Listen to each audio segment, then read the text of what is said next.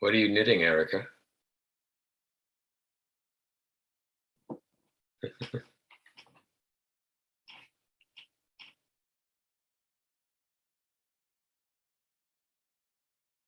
Oh, sorry, I was in mute. I'm doing a blanket. A blanket? Boy, it's got a long way to go. Yes. Oh, I'm doing Granny Square's blanket. So I'm going to join them. Yeah, yeah.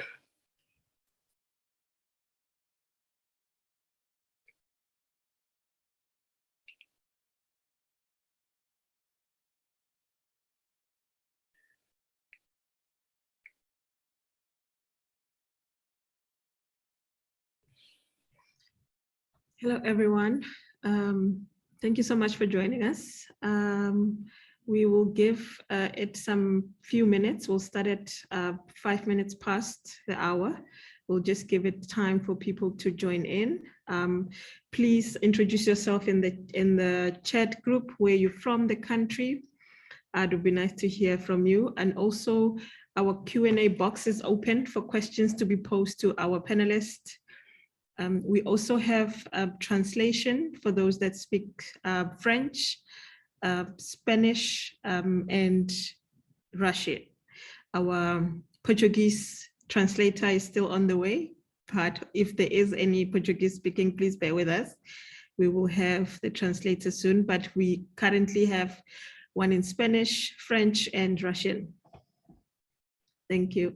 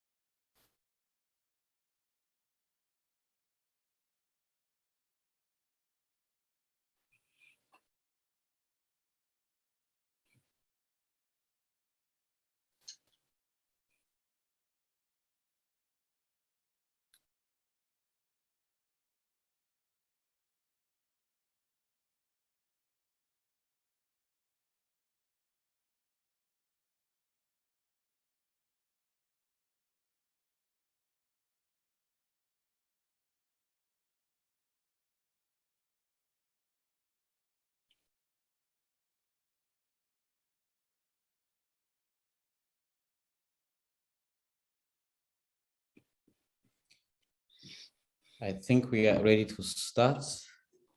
Yes, Cedric, we can start. Thanks, Cyril.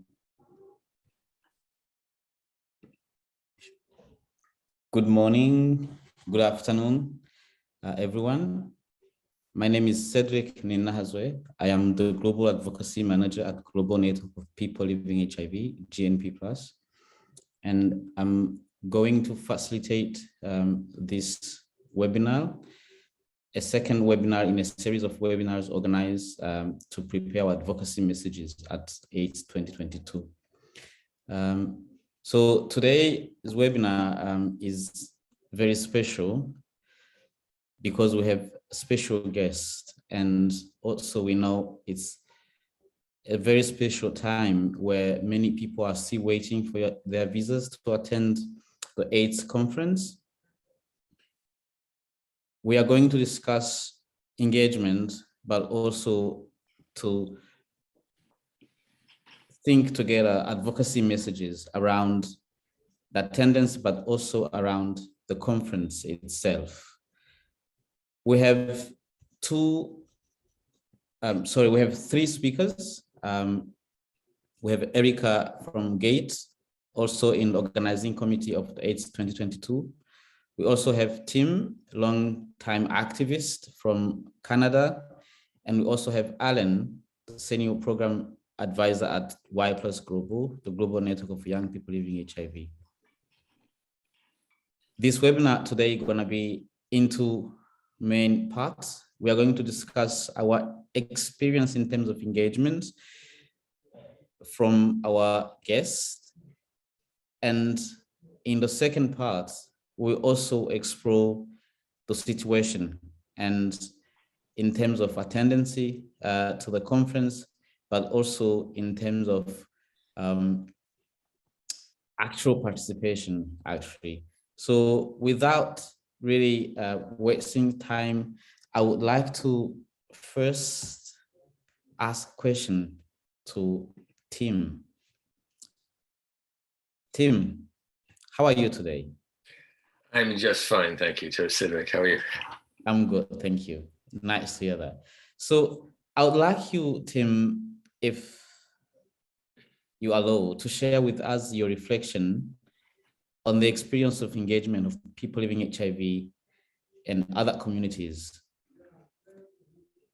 Whether it was hard or easy back in 1990 or in 80s and 90s, and tell us more about what you think has been the evolvement, or we are actually going backwards in terms of engagement.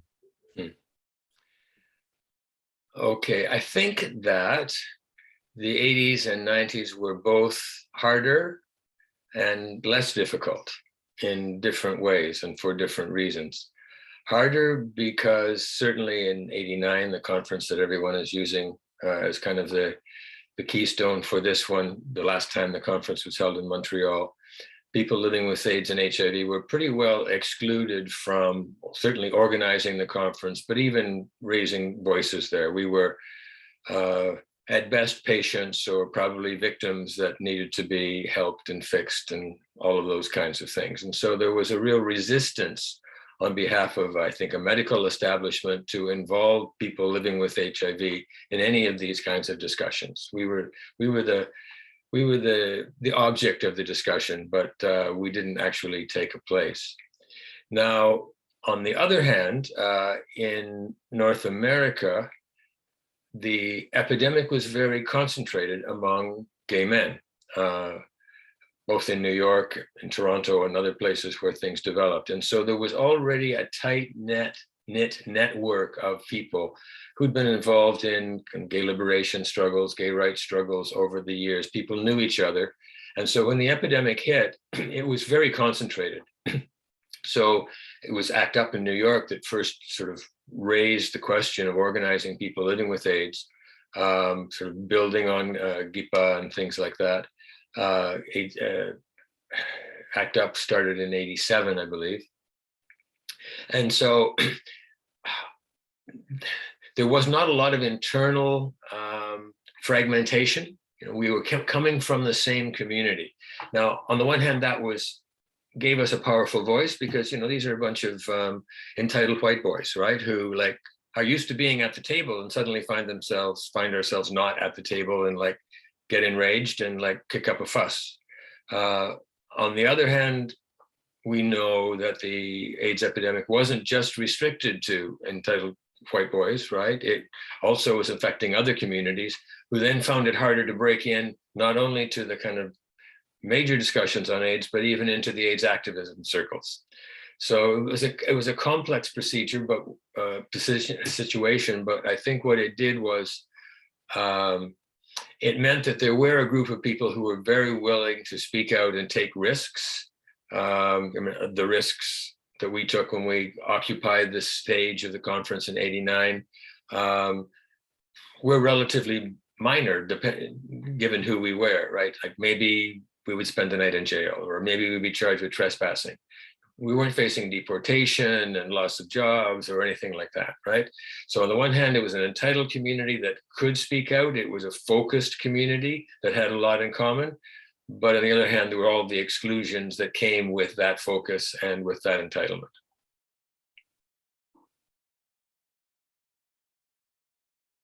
Thanks very much, Tim. This lays a foundation for our discussion. We are reflecting in the, from the past, but also trying to see how is the situation. Erika, how are you today? I am good, Cedric. Thank you for asking. Yeah, I know it's not that easy this moment. And I would like you to share with us your reflection in terms of, I think you've been at the front line, and I would like to hear from you in terms of what do you see as is the situation today in terms of engagement of key communities in this kind of big event like AIDS conference? And if you listen to what Tim is saying, do you see we are evolving or we are going backwards? Same question applies to you. Yeah, it's a tricky one there, because we can look at it at different angles. I first want to start by recognizing the leadership and the pathway that Tim and others like him offered us to open the space for us. So I want to recognize and thank and be grateful for that. When we talk about communities engagement and where we are and how it has been evolving, to a certain extent, because of what others have done before us, we can say that we can engage in a more structured way at the moment. But at the same time, there are limitations regarding of who can engage and whose voices are heard. We still see a very a response and a movement that is very much led by global North organizations, and we see conferences that have a Eurocentric focus many times. Nevertheless, I think we need to celebrate the fact that we can contribute meaningfully. With the limitations that some of our communities have, some of our peers, just because of who they are or who they love or what they do as a work, and particularly because of the limitations they have in the countries of origin also. I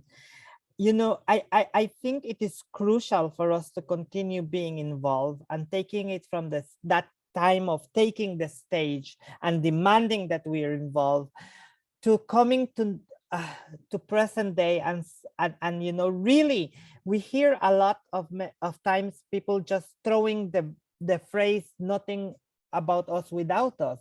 It's thrown everywhere, but how many people really understand what that actually means? I don't need to be sitting around the table when decisions are happening. I want to be part of the decisions, and perhaps that's the gap that we're still not completely closed yet. Thanks a lot, Erika. And we are navigating in the time, and we've touched the past. You just share your impression about how Tim and other colleagues lays the foundation in terms of activism. And now, yes, we are there, the engagement, we see progress, but we are still fighting again in terms of meaningful engagement. And then we have the youth movement who has been claiming a seat on the table. Here we are today, Alan, and first of all, how are you? I'm good, Cedric. How are you? I'm good, thank you. So, Alan, this is the question. Meaningful youth engagement has been in a number of documents, in a number of discussions. We are now about to start or attend the AIDS 2022, one of the biggest events on HIV. How would you rate the engagement of young people at the moment? And do you feel yourself and other youth leaders meaningfully engaged? Thank you, Cedric. I think it has always been a great opportunity when a platform is given for young people to speak. Young people have been equally given the space to speak, but then it becomes a challenge in some aspects. I think we all know that it's still a challenge for young people as they're the most disadvantaged with HIV, especially in the global south, considering that and then the impacts of COVID that have been coming up, and then the digital divide. So there's been a lot of issues that have been surfacing. So specifically for AIDS 2022, I'm still happy that we still have a pre-youth conference that is going to happen, but the challenge is it is going to be for 3 hours. My experience has always been that that youth conference is a day, and it's a place to engage as young people. It's a place to have fun. It's a place to mobilize the resources and share the knowledge and experience with others. But given the span of 3 hours, I feel like it's very limited. And that means we have to take a lot of our conversations into the networking zone, which also has a specified limited time, which is still going to be quite a challenge for this organization for AIDS 2022. And apart from just those, when you look into how the organization, I do not want to say that, but there's issues for young people specifically having access to a conference that is especially in the global north. And that is because of the very, very many factors, some of which we are going to be speaking about today. So yes, young people have a space at the table, but what quality of young people are we going to be engaging with? And what resources are we going to get from them with these circumstances that are happening right now? So thank you, Cedric.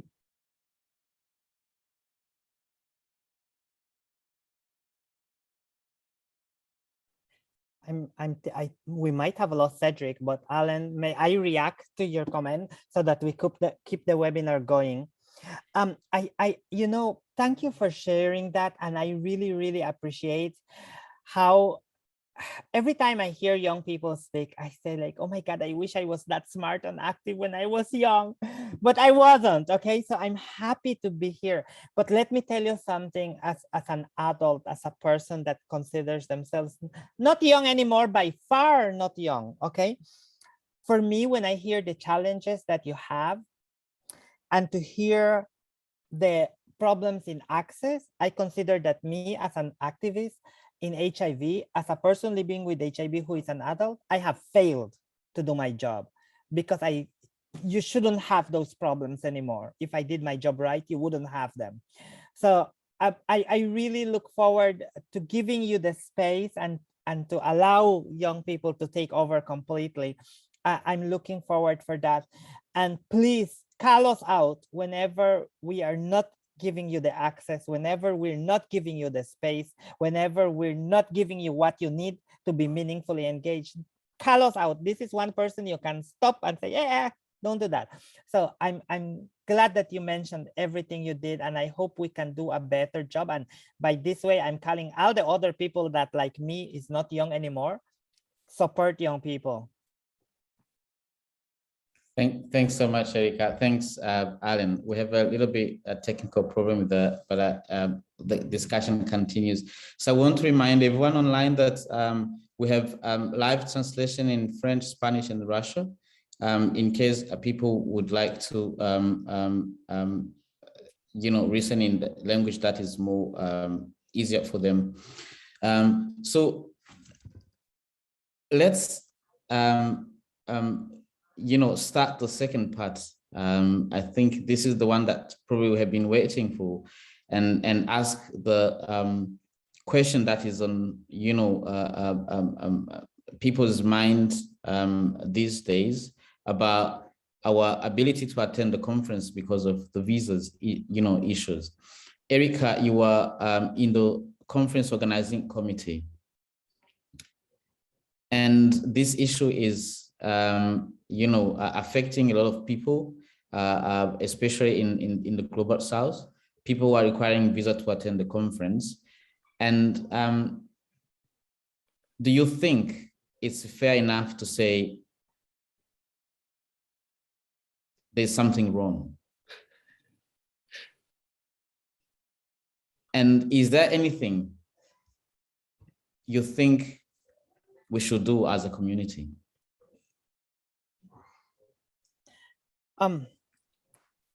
Thank you for that. I might not have all the answers, but I do have opinions. So let me share with you. First of all, for me, it has been a pleasure, a huge responsibility at the same time to serve in the organizing committee. As people know, there's calls to become a member of the organizing committee. Later this year, there's going to be a new call for new organizing committee members from civil society. So I invite people from communities to look out for those calls and apply and be part of that group. Being part of that group has not been easy. It has been challenging because there are many things that perhaps we would like to do that is not possible.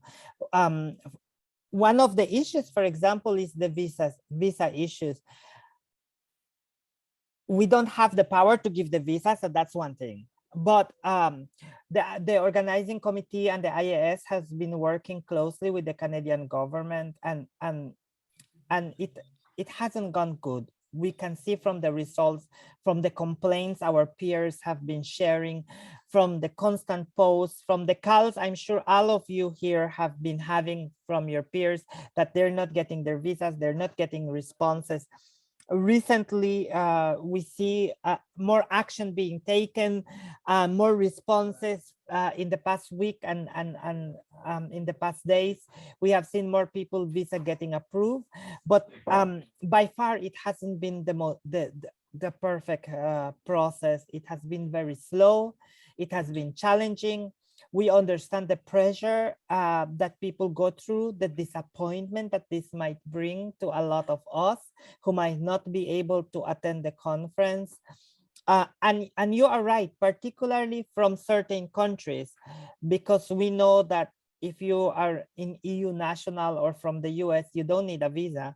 Other countries do. So the countries that do are facing challenges.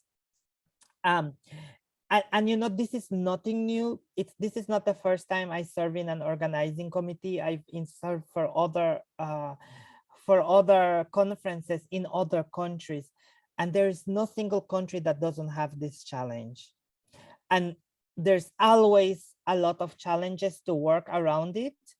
And that's not saying that what is happening now is okay. It is far from okay. It is really, really bad. It is affecting the engagement of people to be able to engage in person, because while we have the offer to engage virtually, I don't think that's what people want to hear. And I think people want to be in person, to be able to network, to be able to enjoy being in a gathering where you can see other people living with HIV, where you can learn from each other and do a series of activities together. So that is a big issue.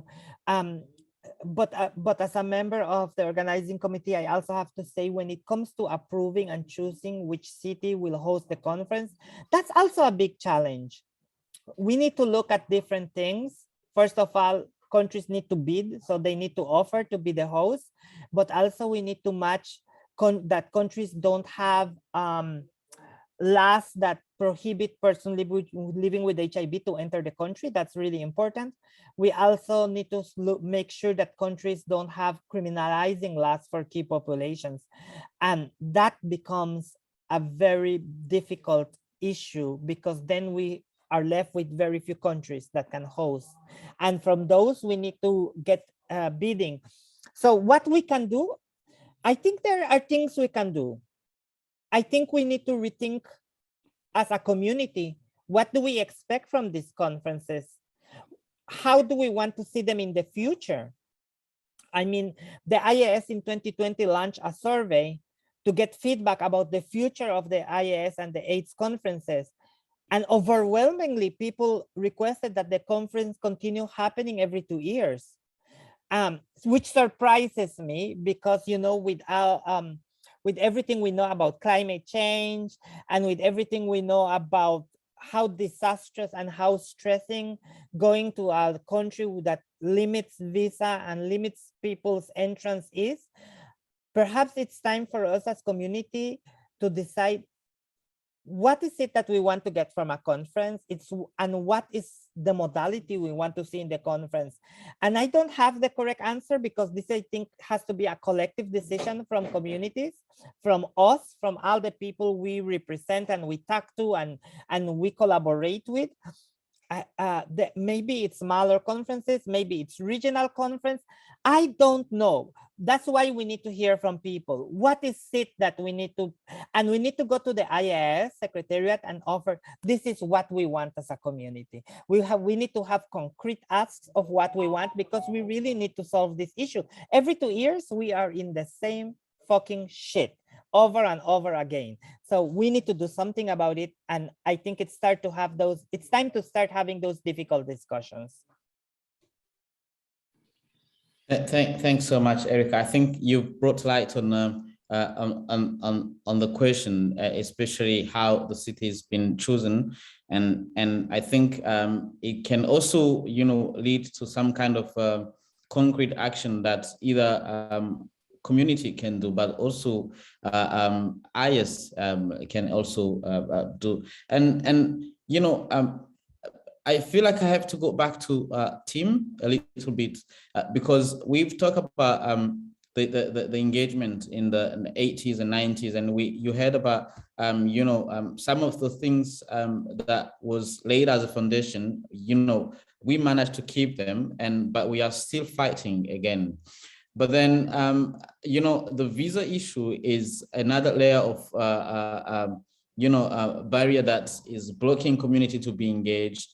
If we take, you know, AIDS2020, AIDS conference as a, you know, a big event for sharing experience, but also learning and also connecting around, you know, the AIDS response. In your own perspective, where do you see the solution could come from? We know IAS need to take bold decision, but community, we have less power at the moment. Where do you see, who else do you think need to take decision, and how community could, you know, reach those other stakeholders that can take decision in your own experience? I think in a certain way, the problem is one of expectations, that people have this notion of Canada as this nice, liberal, multicultural society. And so, you know, of course they're going to give us visas. And then 2 weeks from the conference, we realize, shit, it hasn't happened, right? Like, remember that Canada is a white settler state, right? It was based on the decimation of Indigenous populations. It had openly racist immigration policies up until the 70s, basically. I mean, unless you were from Europe, you couldn't get here, right? It still has all sorts of structural barriers to immigration from the developing world, and racist structural barriers. And so I think that if you're going to have a conference in Canada, that's where you need to start. I mean, we need to start worrying about visas and putting pressure on the Canadian government, like not 2 weeks before the conference, but like a year before the conference. We would need a clear undertaking, a signed undertaking, a commitment from the government before you even grant the conference to a country like Canada, that visas will be expedited for people from all over the world. They won't have this kind of stuff, which I can see in the chat, where, you know, we don't believe that you have a legitimate business purpose in Canada. I mean, even that language, business purpose, is a conference of business? I mean, I don't quite know. So I think that I guess what we need to begin to do is to not fall for Canadian propaganda, if we're talking about a conference in Canada, and take the initiative to put pressure on that government very early on to make sure that they live up to their commitments, because otherwise it won't happen. Thanks, thanks, Tim. I think you've said something very important also that I noted. Pressure need to be we don't need to wait 2 weeks before the conference to start putting pressure. This needs to be done a year before. And we knew that it's not going to be easy. And if I say new, I mean, I'm also a little bit pointing finger to you, Erika, as an organizing committee. But then I know you are Erika, and there's a lot of other people sitting in that committee. The decision is not taken by yourself. But then the question here comes to to the table is again, we know it's hard. We know the country need to beat, but who need to take decision at the end, and how do we need to approach those people for 2026? Based on the fact that from the survey, people are willing to have this conference every 2 years. So meaning that we likely going to have another conference, probably this time, things are the way they are, but we can correct for 2026. Where should we start from? So, just for information, the discussions around visa issues start from the first day of the organizing committee, which is 2 years before the conference. And I'm trying to put my thoughts together here. So not to compromise anything. Let me be very blunt. The IAS was reassured that there wouldn't be much problems. The Canadian government provided a code for the event, which people who applied early were able to see. For example, when I applied in mid-May for my visa, I put in the code and all the rest of questions disappear, and it says you're exempted from this, that, everything else. They just putting the code.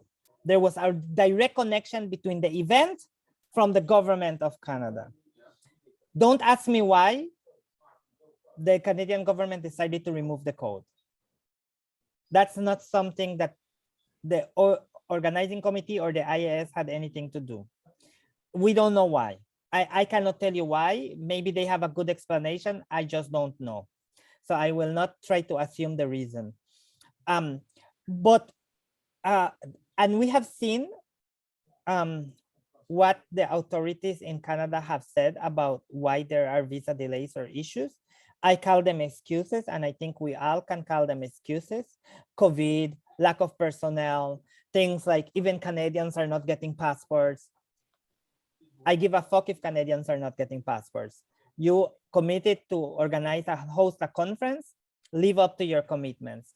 So what I think that needs to happen is, what power does the organizing committee or an organization like the IAS have when a host and a country bid to host the conference but did not live to the expectations that they promised to, or did not live to what was expected from them? I don't have the answer about that. I don't know if there's anything that can be done other than what we are already doing as communities, calling it out, writing, advocating, making sure that what is happening doesn't get thrown under the rug, and that we make people aware of these notions. But let me just say that these issues about immigration laws and visas and movements of people and affecting particular minorities and affecting hugely people of color is not an IAS problem. It's a global problem. It is a global problem.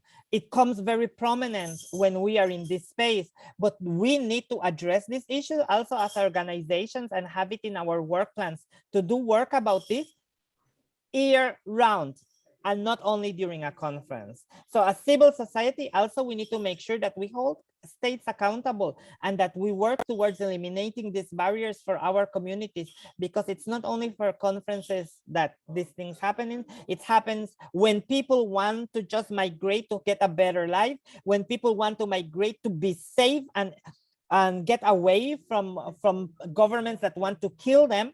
It's everywhere. So this is bigger problems that we need to address.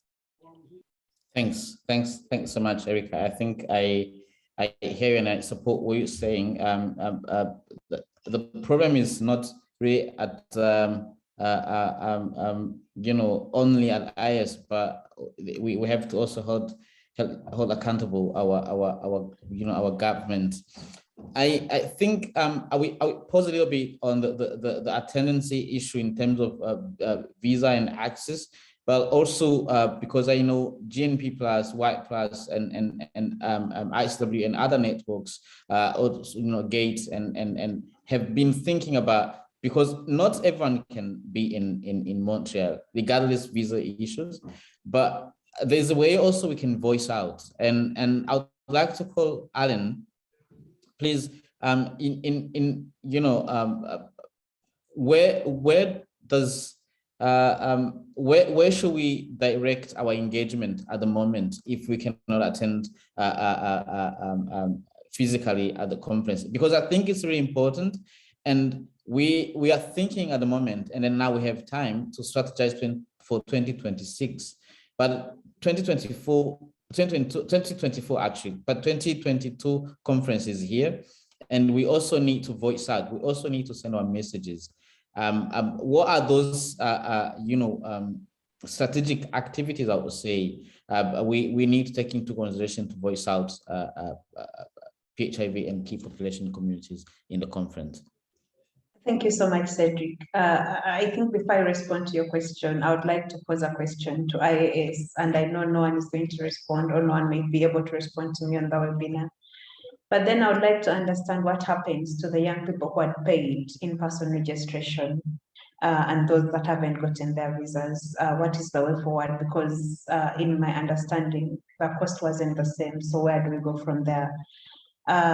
So beyond that, I think the last week of June, Y+ Global, because we had understood that the visas, most of the young people had been rejected, or we were facing delays, or were not able to get the visas on time, especially the people who have to travel from one country to another.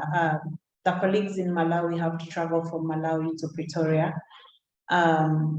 Personally, I have to deliver my visa at the VFS, and then it can be sent either to Dar es Salaam or Nairobi.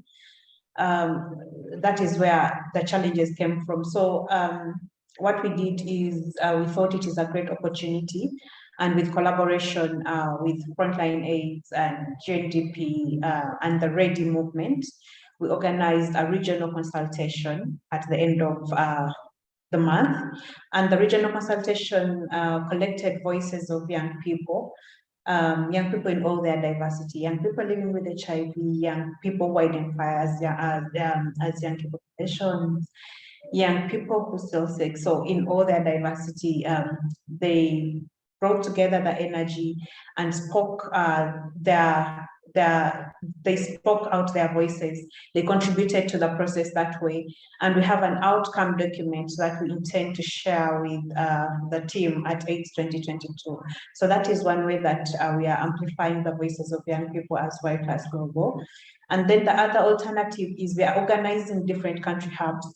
Some of them are in sub-Saharan Africa and others are in the MENA region. And one is anticipated to be in the Asian region. So the hubs are a space where people can come together and live life as we are in the conference personally, or attend personally. So ideally what they do is meet in a place of their choice. It could be a hotel, it could be an office space, and they watch the different sessions and proceedings as they go on in Montreal.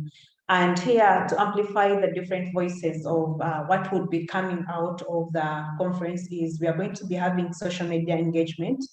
We are collaborating with ICW, of course, and GNP-PLUS to have media, young people who are media persons who are going to be at these conferences and sharing the outcomes. And we are also organizing a radio booth at the AIDS 2022. So please make sure that you come and check out our booth. So the radio booth is going to amplify the different messages, and it is going to share the information that is direct from the conference, and it is going to be sharing it direct to the young people. And the young people in the hubs are also going to have the opportunity to share their voices through the radio booth, and probably people are able to hear that when they're there. So that is how we are making sure that some young people voices are being amplified, but we should also put into consideration the time differences between Canada and other regions like Asia and Africa and Europe. So that could be a challenge that we could face with the hubs, but yeah, that's the plan. And we also have a document that can support other people organize hubs wherever they are if they wish to. Yeah, thank you, Cedric. Thanks, Alan. Like follow-up questions. Yes, I will come to you, Erika, and then I think I will also invite Team Erika and also Alan to have a look in the Q&A. There are some questions that are direct to you. Alan, I want you to give us more information about the hubs. Is it like accessible to everyone, or you also require visas for people to access your hubs? Gladly, we do not require any visas. It's going to be in country. The only challenge is it is going to be, so these hubs are being led by the different networks of young people that collaborate with us at PLHIV Global. It is specific for invitation for different categories of young people, but that doesn't mean that you cannot be engaged. If the hub is near you and you can probably facilitate your transport, you can facilitate your being there, then I think it is a good idea that you drop into the hubs and join the community, join the discussion, and participate in the agenda fully like it is in Montreal.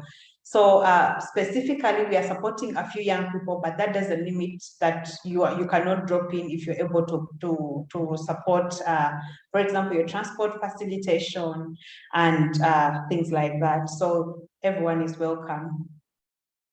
So Alan, I'm gonna challenge you, and whatever is possible to send either I don't know through which communication means where those hubs, how people can attend if it's possible, and whether you send a Y+ communication channel for the young people to really attend. I think this is one of the best solutions. And thank you for all of you think about this before even we face the visa issues. Erika, before you respond to the question, I want to go to Tim a little bit as we talk about the engagement. And my own experience is you can going into conference is one thing, and you can manage to go there. But for those who are probably there, the conference is happening, many sessions are happening at the same time. We are activists. What are the best way people to focus and be able, to represent their community and voice out why you are in the conference without necessarily, can we be focused and at the same time be the really activists representing the community? Mm-hmm. What happened in '89 and what had happened, I don't know whether it's going to happen this time, was there was an activist meeting place and meetings there every evening after conference began to wind down, where people would debrief about what was happening. They would plan specific actions throughout the course of the conference. They would focus on particular issues that were going to be raised in particular workshops, so that they could get support from activists in other countries. So we were all sort of on the same page and could coordinate our efforts. Now that was, I think, a really important function. I don't know whether the conference is going to provide that kind of space this year. In '89, we made our own space. We found a derelict building and managed to turn it into offices and made that space. And since then, the conference has stepped up and provided space with computers and internet and all of those kinds of things. So once again, I'm not sure whether that is happening this year because I haven't been involved in the organizing, but that is a way, I think, of actually coordinating and focusing activist efforts and getting support for maybe people have like a very specific issue from a very specific part of the world. There are not very many of you there, then that's a place to get support from activists from all over the place for your issue on that particular day, in that particular workshop, at that particular time. Thanks, Tim. I think you also reminded me to mention actually there will be a HIV networking zone at the conference. Should people be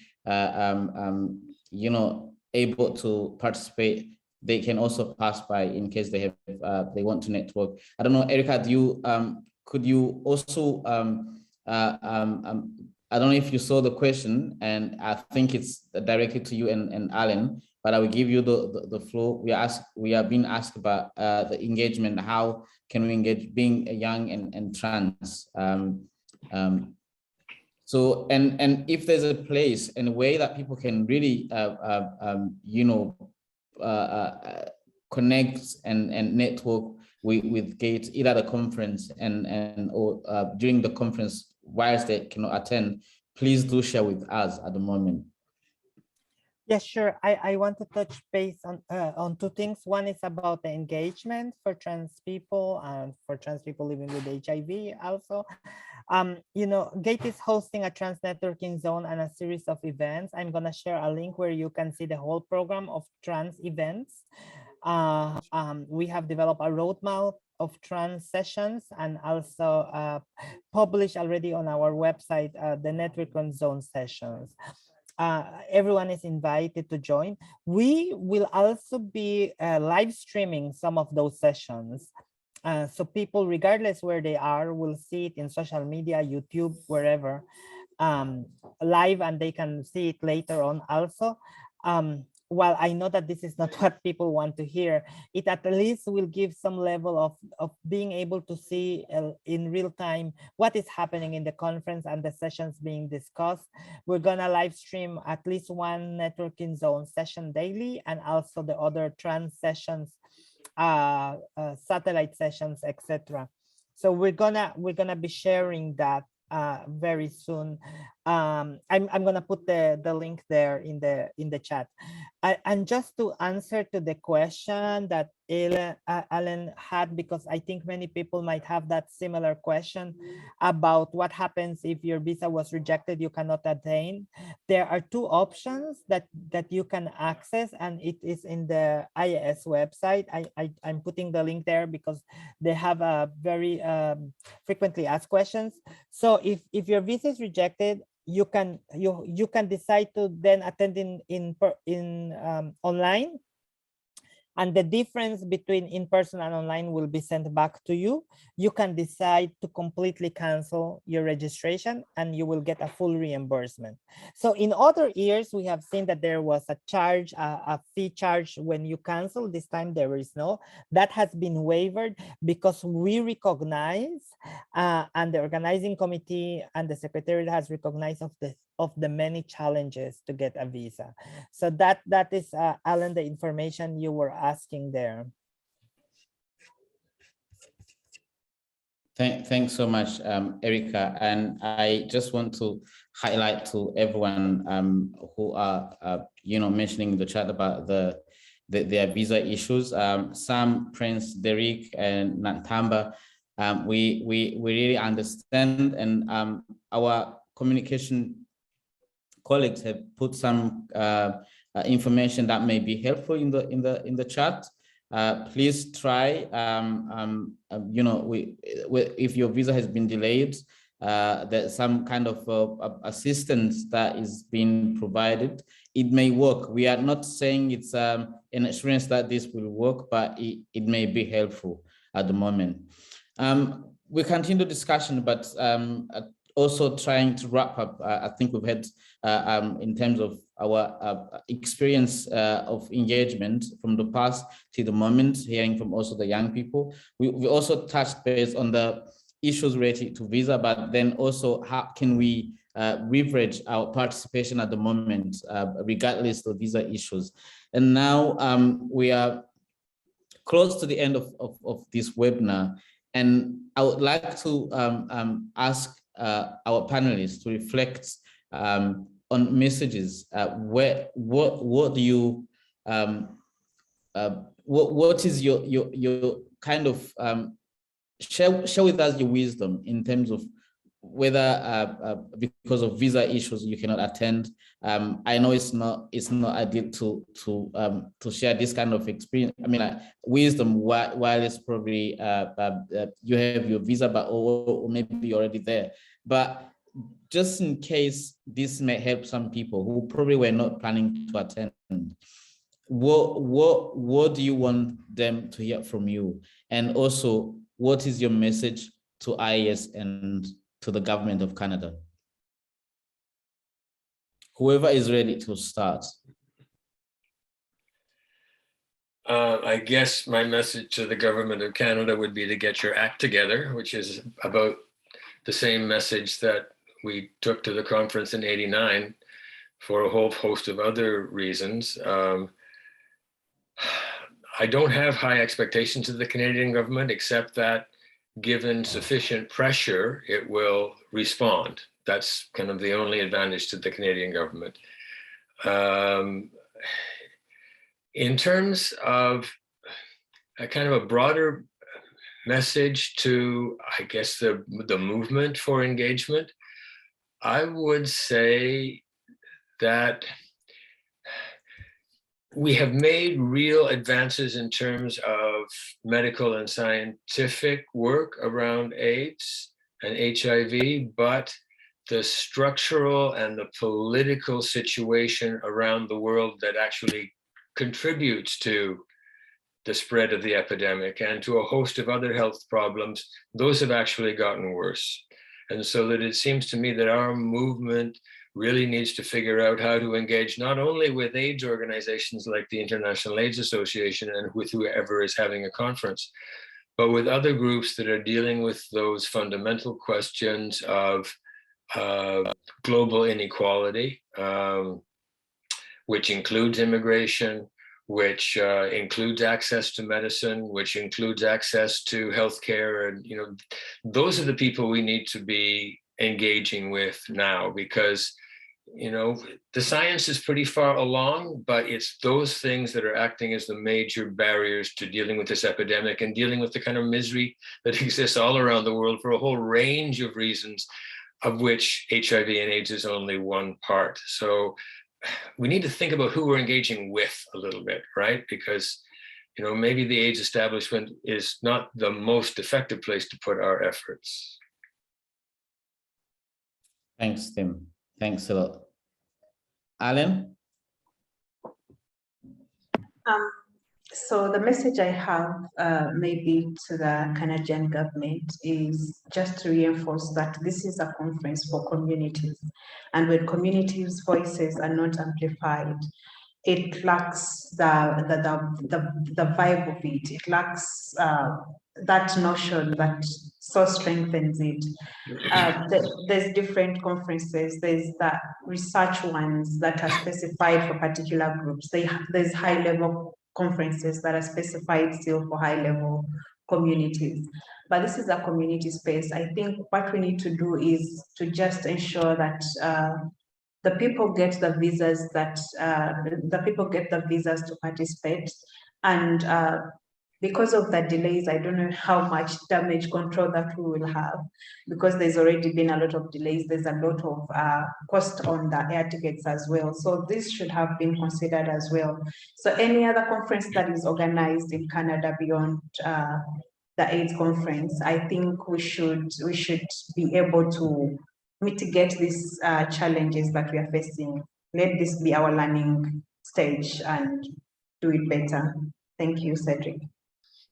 Thanks, Alan. Erika. Yeah, thank you. I just want to say, so as not to repeat myself, everything Tim said, everything Alan said, hurrah. In addition, I want to say, I hope that this is not a conversation that was only triggered because we cannot go to the AIDS conference. I want to invite everyone in our communities to continue engaging in this conversation from now on until the next conference or the next event or the next issue. We are more prepared. So let's continue engaging about these issues and see how we can address them, and fuck the establishment. Thanks, Erika. So I think we've come to the end of the webinar, but just to remind people, I think what you say, Erika, don't stop engaging. And as we conclude the discussions, Tim, you have shared some of the key things to consider when you are at the place in the conference, but also you've shared your message to the government of Canada.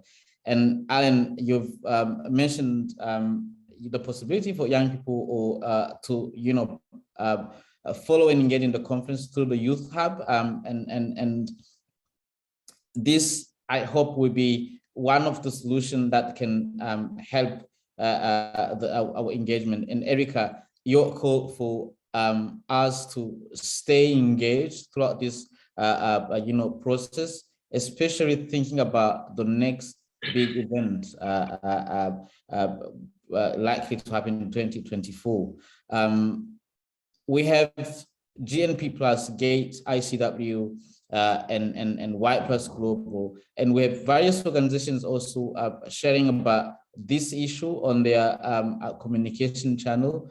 Please, if you have that possibility, try to follow the discussions, stay engaged. We'll continue these discussions in other webinars, and we try as much as possible to voice out and reach those who need to take the right decision to make the attendance of AIDS conference more possible and safe, but also accessible to everyone.